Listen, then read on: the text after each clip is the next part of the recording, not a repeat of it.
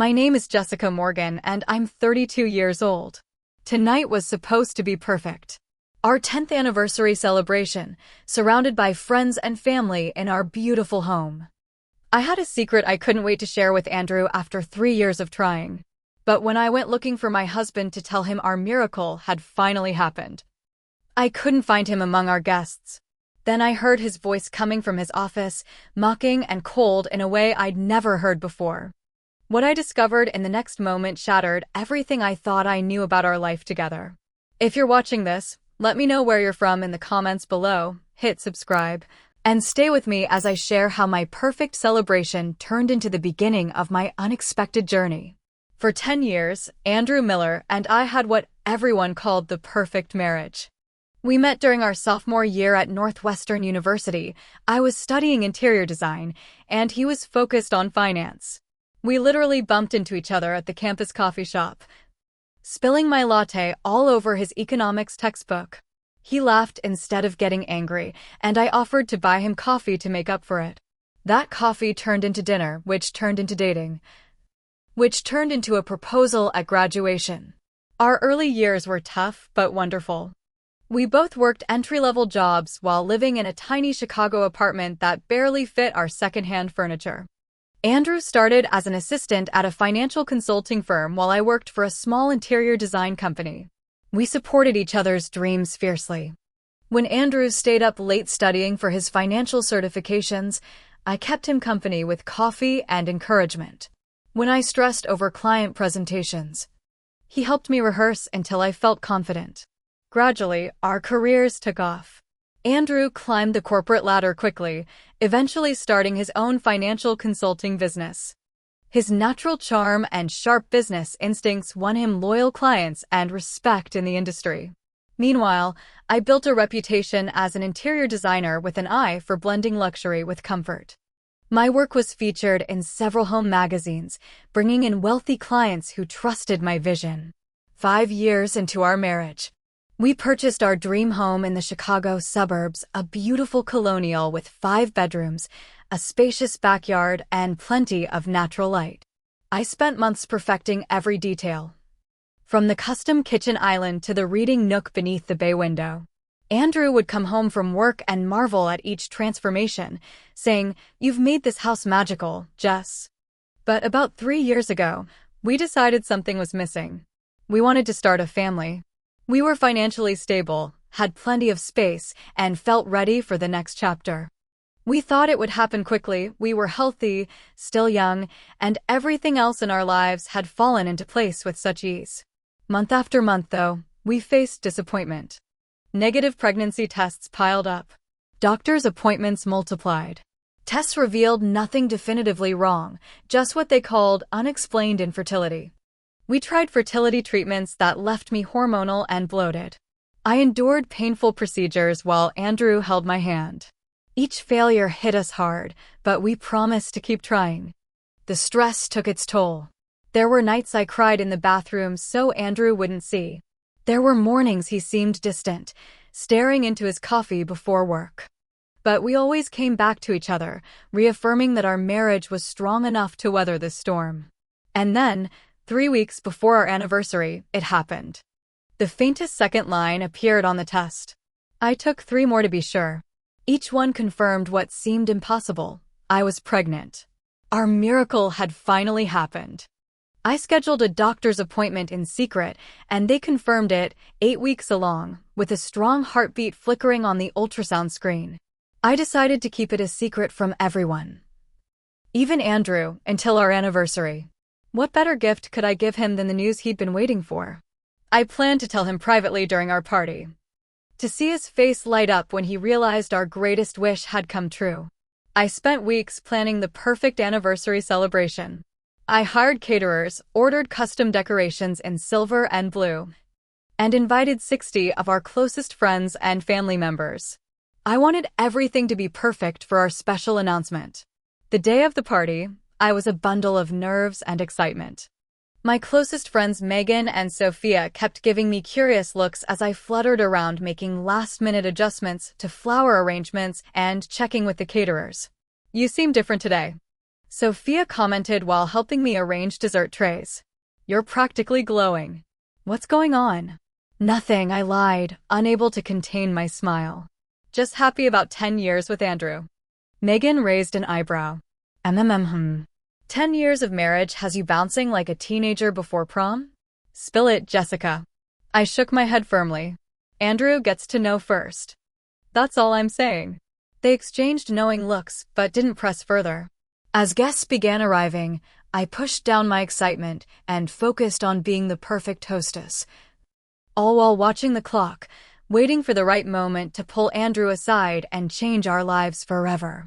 By 7 o'clock that evening, our home was filled with the warm buzz of conversation and laughter.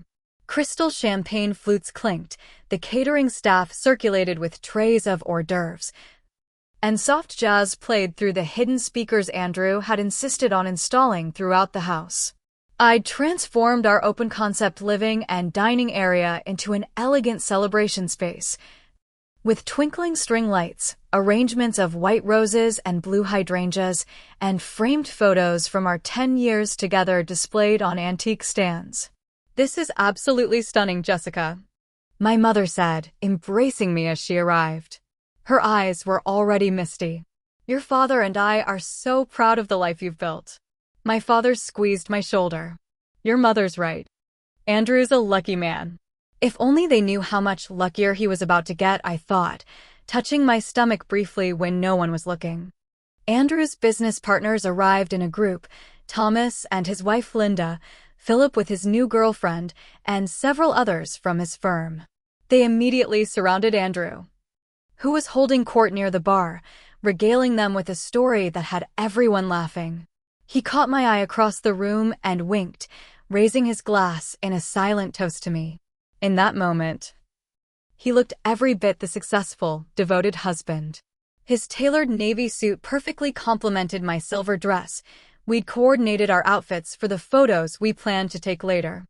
His dark hair was freshly cut, and his smile seemed to light up the room. At 34, Andrew had only grown more handsome since our college days. Yet something felt slightly off. Throughout the evening, I noticed Andrew checking his phone frequently, sliding it back into his pocket with a slight frown. 3 times he excused himself from conversations, disappearing for several minutes before returning with vague explanations about checking in with the office or making sure everything was running smoothly. I tried to ignore the small knot of worry forming in my stomach. This behavior wasn't entirely new. Over the past 6 months, Andrew had been working increasingly long hours as his business expanded.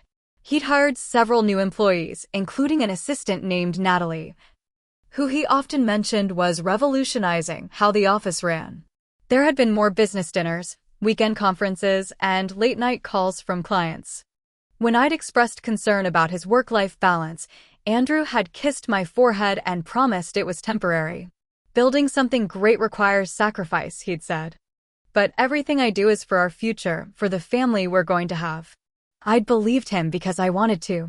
Because in 10 years, he'd never given me a reason not to trust him completely. As the party reached its peak, I found myself in conversation with my friend Sophia and her husband Jack. Sophia worked in human resources for a law firm, and Jack was a surgeon at Chicago Memorial. They had 2 children, 5-year-old twins who were currently being spoiled rotten by my parents in another room. So how does it feel to hit the decade mark? Jack asked, swirling his scotch. Sophia and I have 4 more years to go. It feels. I searched for the right word. Significant. Like we've built something substantial together. Sophia squeezed my arm. You two make it look easy. I laughed. It's not always easy, but it's always worth it. The words felt practiced, rehearsed. Something I'd said so many times it had become automatic. Across the room, I watched Andrew check his phone again, then whisper something to Thomas before slipping out of the room. My internal countdown clock was ticking. I'd planned to pull him aside at 9:30 when the caterers brought out the anniversary cake. It was nearly 9:15 now. Will you excuse me? I said to Sophia and Jack. I need to find Andrew. I moved through our home, accepting congratulations and well wishes from guests as I searched for my husband. He wasn't in the kitchen with the caterers, nor in the backyard where some guests had stepped out for fresh air. I checked the powder room downstairs, empty. As I climbed the stairs to our second floor, away from the noise of the party, I realized this was actually perfect. I could tell him the news privately. Then we could return to our guests and make the announcement together. But our bedroom was empty, as was the guest room and my home office. I was about to head back downstairs when I heard it, Andrew's voice, coming from behind his office door at the end of the hall. The door was slightly ajar, a sliver of light spilling onto the carpeted hallway. His tone made me pause. It wasn't his warm, public voice, nor his soft, intimate tone reserved for me. It was clipped, cold, almost mocking. "Yes, of course I have to be here," he was saying. "It's all for show, Natalie. You know that." I froze in the hallway, my hand instinctively moving to my stomach. My feet seemed rooted to the carpet as Andrew's voice continued, now clearly on speakerphone. I couldn't see him through the narrow opening of the door, but his words carried perfectly in the quiet hallway. "The whole thing is ridiculous," he said with a dismissive laugh I'd never heard before. 10 years of marriage celebrated with overpriced catering and people we barely talk to. Jessica spent weeks planning this production. A woman's voice responded through the speaker. "Well, you only have to endure a few more hours, right? Then we can celebrate properly tomorrow night." "I've already told her I have a breakfast meeting with clients from London," Andrew replied. "She never questions my schedule anymore. It's almost too easy." My heart hammered so loudly I was certain he would hear it. This couldn't be happening. Not tonight. Not after everything we'd been through together. "Have you talked to Martin about the paperwork?" Natalie asked. "Yesterday. He says everything's in order. I've moved enough from our joint accounts that she won't notice until it's too late. The separate account is ready. Once this anniversary charade is over, I'll start the final preparations." "What about the house?" Natalie's voice was eager, calculating. "Martin says I can claim I provided 70% of the down payment, which is true. Early in our marriage, Jessica wasn't making much with her little design projects." He chuckled. "She'll fight for it, but I've got leverage." I pressed my hand against the wall to steady myself. The room seemed to tilt sideways as a wave of nausea hit me. This couldn't be real. This had to be some kind of misunderstanding. "Are you worried she suspects anything?" Natalie asked. "Jessica?" Andrew laughed again, the sound like broken glass in my ears. "She's been so focused on getting pregnant, she hasn't noticed anything else for years. It's been the perfect distraction." "Poor thing," Natalie said, without a trace of sympathy. 3 years of trying with no baby to show for it. Maybe her body's trying to tell her something. Maybe, Andrew agreed. Though it's worked out well for me. While she's been obsessing over ovulation cycles and doctor appointments, I've had plenty of freedom to prepare my exit strategy. I clapped my hand over my mouth to hold back a sob. The cruel dismissal of our struggle to conceive cut deeper than anything else. All those nights I'd cried in his arms. All those doctor appointments he'd attended, holding my hand and promising we'd keep trying as long as it took. Had it all been an act? "When are you planning to tell her?" Natalie asked. "After I've secured everything financially. Another month, maybe 2. I want to make sure all the money is protected before she gets emotional and tries to take what I've built." "Smart." Natalie purred. "And then we can stop sneaking around. Then we can finally be together properly," Andrew confirmed. "The apartment lease starts next week. I've already moved some clothes and essentials there." "I can't wait," Natalie said. "These past 6 months have been torture, sharing you with her." 6 months. The timeline hit me like a physical blow. 6 months ago, Andrew had hired Natalie as his new executive assistant. 6 months ago, he'd started working later, traveling more frequently, becoming more distant. 6 months of betrayal while I'd focused on our future family. "I should get back downstairs before Jessica notices I'm gone," Andrew said. "Though she's probably too busy playing perfect hostess to realize." "Fine," Natalie sighed. "Call me tonight?" "After she's asleep." "Of course." Same as always. The same as always. How many nights had he slipped from our bed to call his mistress? How many times had I been sleeping peacefully beside him, unaware of his betrayal? "I love you," Natalie said. There was a pause. And then Andrew's voice, softer now, I love you too. Soon we won't have to hide it anymore. I heard him ending the call and scrambled back from the door, my legs barely supporting me. I couldn't face him now, couldn't let him see that I knew. Somehow, operating on pure instinct, I made it to our bedroom and locked myself in the ensuite bathroom just as I heard his office door open fully. I turned on the water to mask any sounds and sank to the cold tile floor, my entire body shaking. The pregnancy. Our baby. He was planning to leave me without knowing he was about to become a father. Or would that knowledge even change anything? The Andrew I thought I knew would have been overjoyed. But the man in that office, speaking so coldly about our marriage, our struggles, our life together, I didn't know him at all. I don't know how long I sat there on the bathroom floor, my mind racing through a dizzying carousel of memories now tainted with suspicion. The weekend conferences with no photos or stories to share afterward.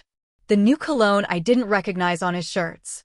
The password change on his phone that he claimed was company policy. The late-night showers before coming to bed. The text messages he'd quickly dismiss when I entered the room. All the signs had been there, but I'd been too trusting. Too focused on our fertility journey to see them clearly. A gentle knock on the bathroom door startled me back to reality. Jessica? Are you in there?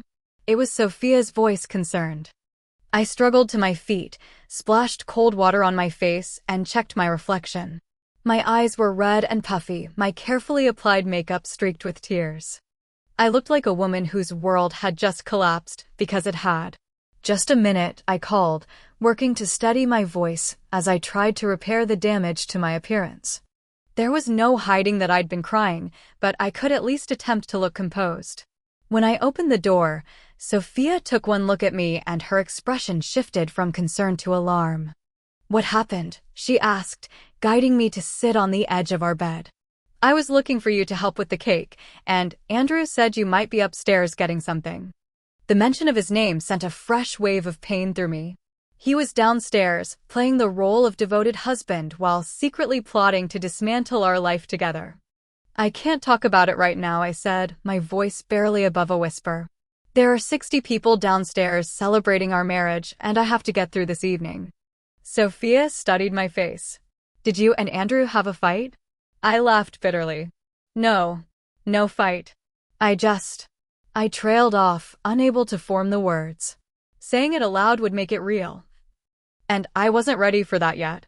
I can't explain right now. But I need your help to get through this party. Can you do that for me? Without hesitation, she nodded. Of course. Whatever you need. Help me fix my makeup, I said. And then I need to put on the best performance of my life. As Sophia helped me repair my appearance, my mind worked furiously. I needed time to process what I'd learned, to investigate further before confronting Andrew.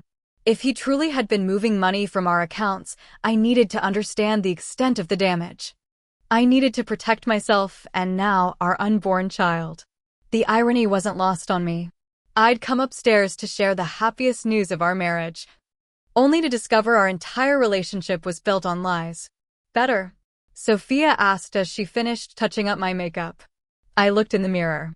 On the surface, I appeared normal, perhaps a bit pale, but otherwise the same Jessica who had greeted guests earlier. Inside, I felt hollow, as if something essential had been scooped out of me. It'll do, I said. Thank you, Jessica, Sophia said, gripping my hand. Whatever's happening, I'm here for you. Tonight, tomorrow, whenever you're ready to talk. I squeezed her hand gratefully. I'm going to need that friendship sooner than you think. When we returned downstairs, the caterers were preparing to bring out the anniversary cake.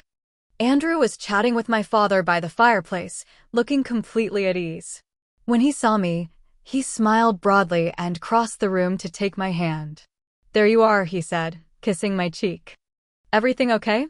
The casual concern in his voice, the gentle touch of his hand on my back, it all felt like daggers now. How could he be so convincing?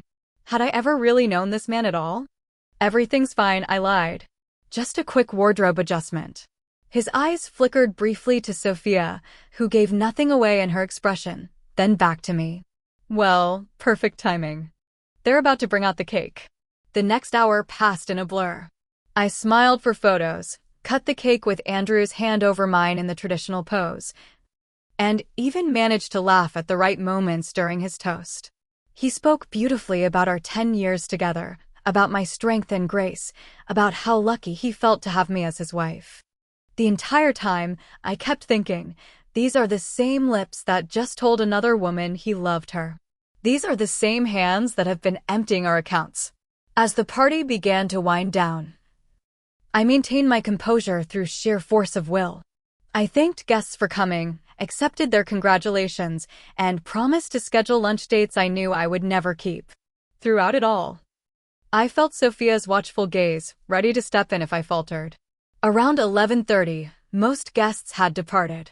Only my parents, Sophia and Jack, and a few stragglers remained.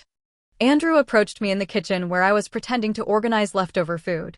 "I just got a call," he said, his expression apologetic. "There's an emergency with the Wilson account. I need to go into the office." At 11:30 on our anniversary night. Another lie. "On our anniversary?" I said, testing him. He sighed dramatically. "I know, it's terrible timing. But they're our biggest client, and they're threatening to pull their investment over some miscalculation. I'll make it up to you, I promise."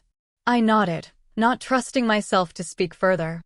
He kissed me quickly, grabbed his keys, and was gone, rushing to Natalie, no doubt. As the front door closed behind him, I felt something shift inside me. The shock and pain were still there, but now something else was emerging, a cold, clear anger. And with it, determination. Once everyone had left and my parents had returned to their hotel, I stood alone in our empty house. The remnants of celebration surrounded me, half-empty champagne glasses, discarded napkins, flower arrangements already beginning to wilt. 10 years of marriage celebrated in an evening, while my husband planned his escape with another woman. I moved methodically through the house, turning off lights and collecting glasses, my mind strangely calm and focused. When I reached Andrew's office, I hesitated only briefly before entering. The space had always been his domain, his leather chair, his expensive desk, his awards and certificates lining the walls. I'd respected his privacy here, never looking through his papers or files without permission. That respect had been a mistake. I sat at his desk and began searching. The computer was password protected, but I knew most of his usual combinations. I tried our anniversary date, nothing. His birthday, nothing. My birthday, nothing. Then, on a hunch, I tried Natalie's name. The screen unlocked immediately. A cold wave of confirmation washed over me. All this time, he'd been hiding behind a password inspired by his mistress. I began with his email. It didn't take long to find evidence. Dozens of exchanges between Andrew and Natalie, dating back over 6 months. Some were business-related, but many were explicitly personal, filled with intimate details that made me physically ill to read. Plans for weekends together when he'd told me he was at conferences. Complaints about having to play husband when he'd rather be with her. Discussions about their future once he'd left me. In a folder labeled personal, I found more damning evidence. A rental agreement for an apartment in a luxury building downtown, starting the following week. Consultations with divorce attorneys that had occurred months ago. Financial statements showing systematic withdrawals from our joint accounts to a private account I knew nothing about.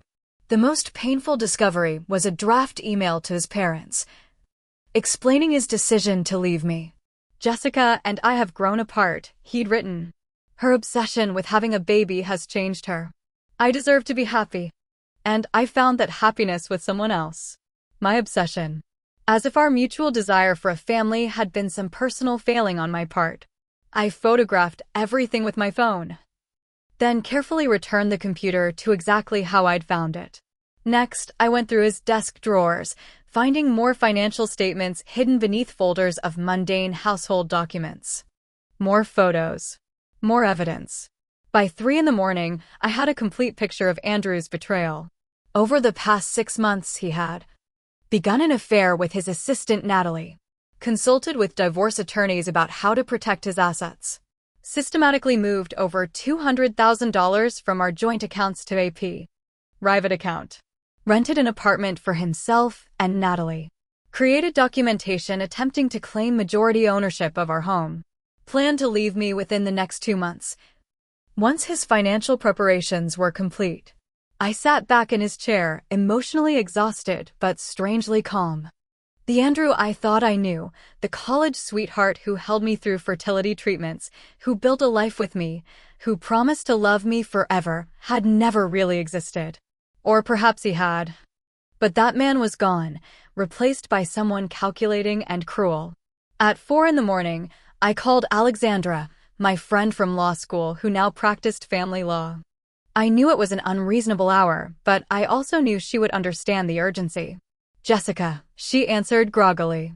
"What's wrong?" "Everything," I said simply. "I need your help. Andrew's been having an affair. He's planning to leave me and has been moving money from our accounts." Alexandra was instantly alert.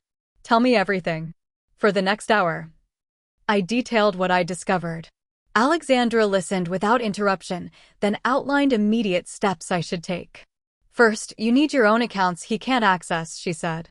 "Tomorrow morning, go to a different bank than the one you share with Andrew. Open new accounts in your name only. Transfer half of whatever's left in your joint accounts. You're legally entitled to that." "What about the money he's already taken?" I asked. "We'll get to that," she promised. "But we need to protect what's left first.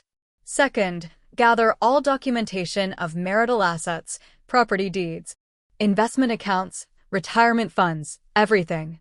Make copies and store them somewhere safe, not in your house." I nodded, taking notes. "Third, I'm going to refer you to Diane Hoffman. She's the best divorce attorney in Chicago, especially for cases involving financial misconduct." The word divorce hit me like a physical blow. Despite everything I discovered, some part of me hadn't fully accepted that my marriage was over. "I'm pregnant," I said, the words escaping before I could stop them. There was silence on the other end. Then, gently, "How far along?" 8 weeks. I was going to tell him tonight, at our anniversary. Alexandra sighed. "This complicates things, but it doesn't change our approach.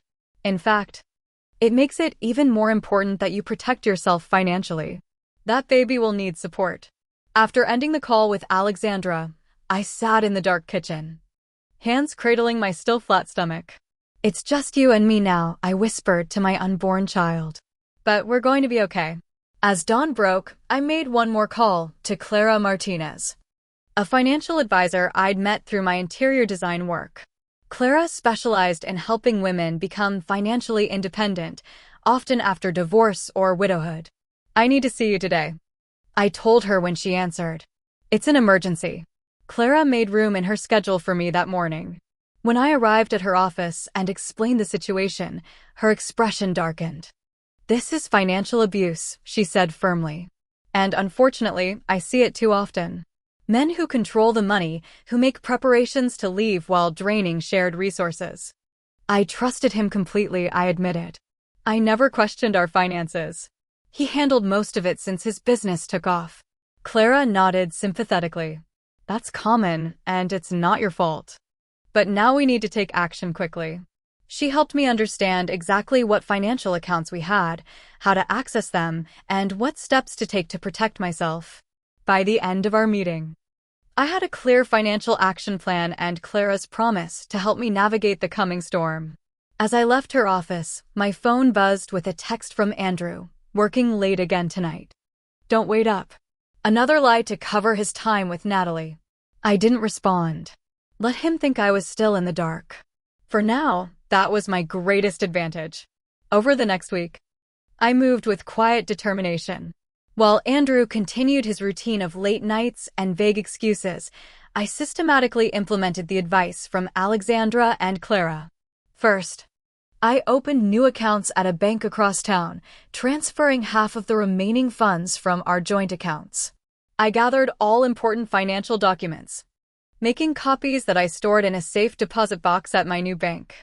I met with Diane Hoffman, the divorce attorney Alexandra had recommended, who confirmed that Andrew's financial maneuvers constituted marital misconduct that would work against him in court. The fact that he's been systematically hiding assets will not sit well with a judge, Diane assured me. And the evidence you've gathered is excellent. Most clients don't have such thorough documentation. I learned from the best, I said grimly, watching how methodically he planned to dismantle our life together. The pregnancy complicated my emotions. Morning sickness hit me hard, often leaving me nauseated and exhausted. There were moments I caught myself wondering if I should tell Andrew about the baby, if knowing he was going to be a father would change anything. But the memory of his cold voice discussing our fertility struggles like they were an inconvenience quickly dispelled that notion. This child deserved better than a father who could speak so callously about something so important. Who could lie so convincingly? Who could plan to abandon his family while pretending everything was normal? I confided in Sophia about everything, showing her the evidence I'd gathered. Her initial shock gave way to fierce protectiveness. You and the baby can stay with us if you need to, she offered immediately. Our guest house is just sitting empty. It's small, but it would give you space away from him while things get sorted out. The offer brought tears to my eyes. I might take you up on that. Andrew remained oblivious to my discoveries and preparations. He continued his careful performance as devoted husband when we were together, which wasn't often. His work commitments kept him away most evenings, and he'd even begun spending occasional nights at the office when deadlines were tight. I played along, pretending I believed his excuses. I made him breakfast when he was home, asked about his day, maintained the facade of our perfect marriage, all while meeting with lawyers, financial advisors, and supportive friends behind his back. Through careful monitoring of his emails, I checked his computer regularly now when he was gone. I learned he planned to attend a business conference in New York the following weekend. His actual plans, according to emails with Natalie, involved their first weekend together at the new apartment, a trial run for their future life. I decided this would be my opportunity to move my essential belongings to Sophia's guest house. While Andrew was playing house with Natalie, I would be extracting myself from our shared home, taking only what was undeniably mine and what I would need for the next few months. The Thursday before his supposed conference, I was secretly packing a suitcase in our walk-in closet when my phone rang. It was Clara, my financial advisor. Jessica, I've been reviewing your investment portfolio, and something's concerning me, she said. There's a vacation property in Michigan I wasn't aware of. It's listed under both your names, but the taxes and maintenance fees are paid from an account I don't have records for. I frowned. What vacation property? We don't own anything in Michigan. According to these records, you and Andrew purchased a lakefront cabin near Traverse City 3 years ago. It's valued at nearly $400,000. My mind reeled. 3 years ago was when we'd started trying for a baby. It was also when Andrew had received a substantial bonus from a major client deal, money he'd told me was reinvested in his business. I had no idea, I said, my voice hollow. He never told me. This changes things, Clara said seriously. If he's hiding property of this value, there could be more. We need to do a deeper investigation. After hanging up, I sat on the edge of our bed. A fresh wave of betrayal washing over me. A hidden vacation home worth nearly $500,000. What else didn't I know? How many other secrets had he kept while I believed in our partnership? That evening, when Andrew came home, I watched him with new eyes. He moved through our house with the confidence of someone who believed himself untouchable, who thought his deceptions would never be discovered. All packed for your conference? I asked casually over dinner. Just about, he replied, not looking up from his phone. It's just 2 days of meetings. Nothing exciting.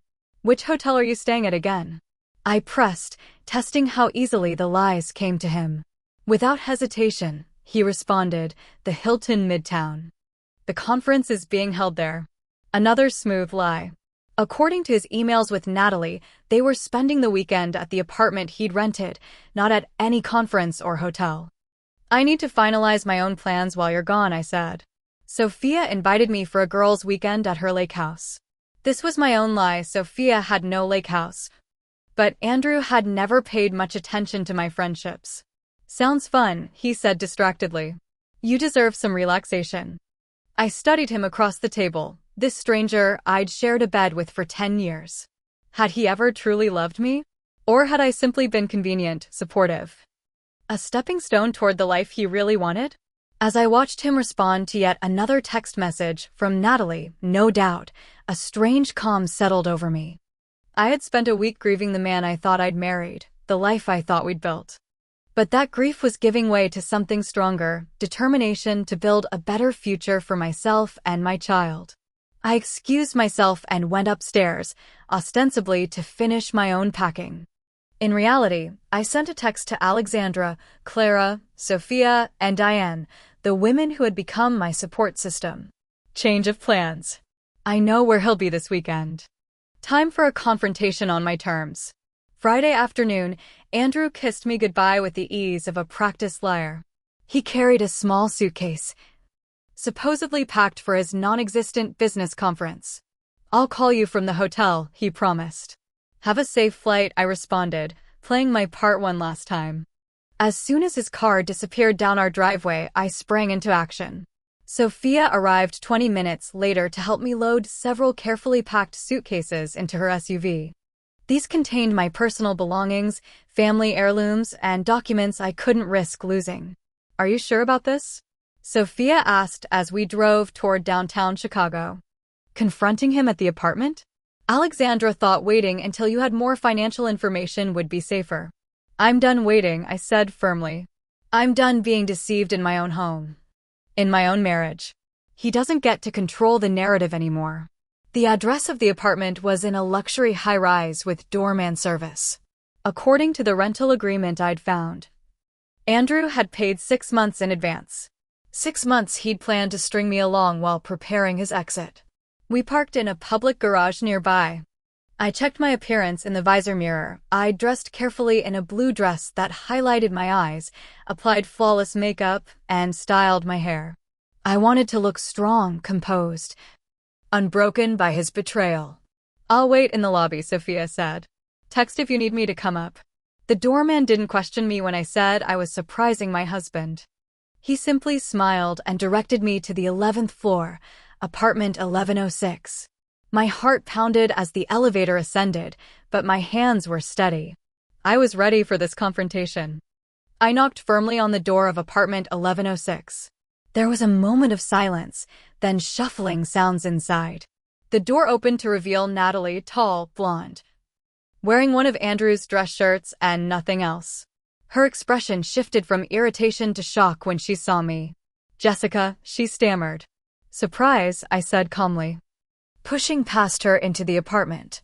It was modern and minimalist, with floor-to-ceiling windows overlooking the Chicago skyline. Andrew emerged from the bedroom area, wearing only pajama pants, his face draining of color when he saw me. "Jessica, what are you doing here?" he managed, panic edging his voice. "I thought I'd check out your conference accommodations," I replied, looking around pointedly. "The Hilton Midtown looks different than I expected." Natalie retreated to stand beside Andrew, her initial shock hardening into defiance. Andrew's expression cycled rapidly through shock, anger, and calculation. "How did you find this place?" he demanded. I laughed without humor. "The same way I found everything else. Your rental agreement. Your hidden bank accounts. Your emails planning your exit strategy. The vacation property in Michigan you never told me about." His eyes widened slightly at the mention of the Michigan property. "You've been going through my things. And you've been going through our joint accounts," I countered. $200,000, Andrew. Transferred over 6 months while you were sleeping with your assistant. Natalie flinched slightly but remained silent. "It's not what you think." Andrew began, shifting into damage control mode. "I was making investments for our future. The apartment is temporary, for work purposes when I need to stay downtown." "Stop lying," I cut him off. "I've read your emails. I've seen the divorce attorney consultations. I know exactly what you've been planning." His expression hardened. "Fine. Yes, I've been planning to leave. This marriage has been dead for years, Jessica. You've been so obsessed with getting pregnant that there's been nothing else between us." The cruelty of his words stung, but I didn't flinch. "Our mutual desire for a family was never an obsession, Andrew. It was a dream we both claimed to share. I just didn't realize you were sharing different dreams with someone else." I turned to Natalie. Did he tell you he's been emptying our accounts? That he's been hiding assets? That's his pattern. When something newer, shinier comes along, he discards what he has and takes everything he can on the way out. Uncertainty flickered across her face, but Andrew stepped forward, anger replacing his initial shock. You don't get to come here and threaten me, he snapped. Whatever you think you know, whatever you think you've found, it won't hold up. I've covered my tracks. Not as well as you think, I said, pulling out my phone. I have copies of everything. The financial transfers. The emails between you two discussing how to leave me without me getting emotional and taking what you've built. The consultations with divorce attorneys that happened months ago. Andrew's confidence wavered visibly. What do you want, Jessica? Money? The house? Just tell me so we can end this cleanly.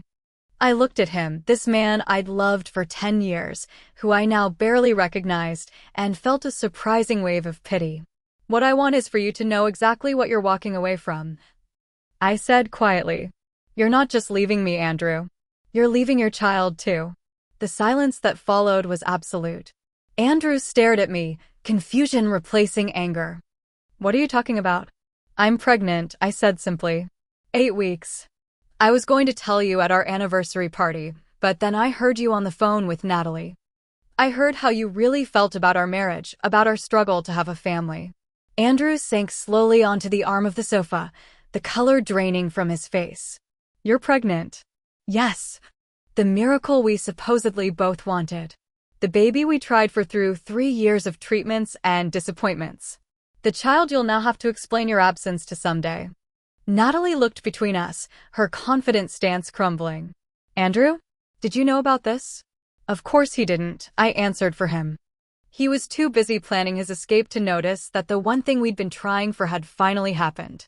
Andrew ran his hands through his hair, visibly struggling to process this new information. Jessica, if you're pregnant, we need to talk about this. Maybe we can. We are talking about it, I interrupted. Right now. And here's what's going to happen. I've already consulted with a divorce attorney. I've documented your financial misconduct.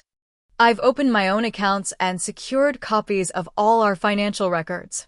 Half of what's left in our joint accounts has been transferred to my name, which I'm legally entitled to do. You had no right, he began. I had every right, I countered firmly. Just as you had no right to drain our accounts in preparation for abandoning me. The court will see it that way too. I placed a folder on the coffee table. These are the terms my attorney has prepared.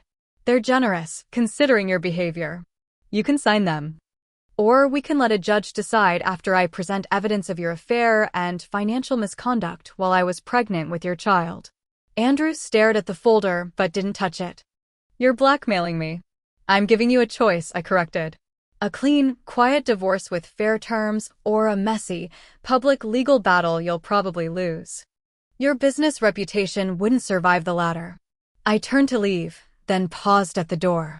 You have 48 hours to decide. My attorney's contact information is in the folder. I walked out without looking back, my heart pounding but my steps steady.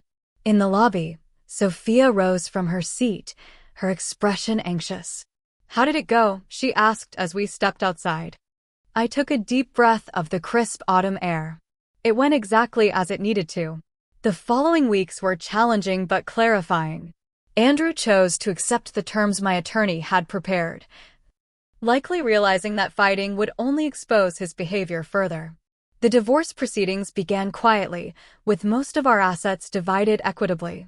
The house was sold, with the proceeds split between us.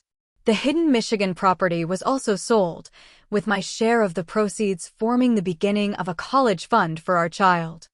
I moved into Sophia's guest house temporarily while looking for a small home of my own, somewhere with a nursery and a small yard. Perhaps a home office where I could continue my interior design work. At 12 weeks pregnant, I had my first trimester screening. The baby, a girl, was healthy and developing normally. I went to the appointment alone but emerged feeling strangely peaceful. This wasn't the family story I had imagined, but it was ours now, mine and my daughter's. As my pregnancy progressed, I rebuilt my life piece by piece. I found a charming 3-bedroom house in a family-friendly neighborhood not far from Sophia and Jack. I refocused on my interior design business, which flourished as I channeled my energy into work that had always brought me joy. I joined a support group for single mothers by choice, finding solidarity and friendship with women walking similar paths. Andrew remained in the background, sending formal emails about divorce proceedings and occasionally asking clinical questions about the pregnancy. I answered factually but kept emotional distance. He had made his choice long before knowing about our child. I wouldn't force fatherhood on someone who had so thoroughly rejected our family. 6 months after our confrontation, our divorce was finalized. 2 months later, I gave birth to Lily Grace Morgan, 7 pounds, 4 ounces of perfect new life. Sophia was with me in the delivery room, holding my hand and coaching me through each contraction. My parents arrived the next day, embracing their role as devoted grandparents with tearful joy. Andrew sent flowers, but didn't visit. I wasn't surprised.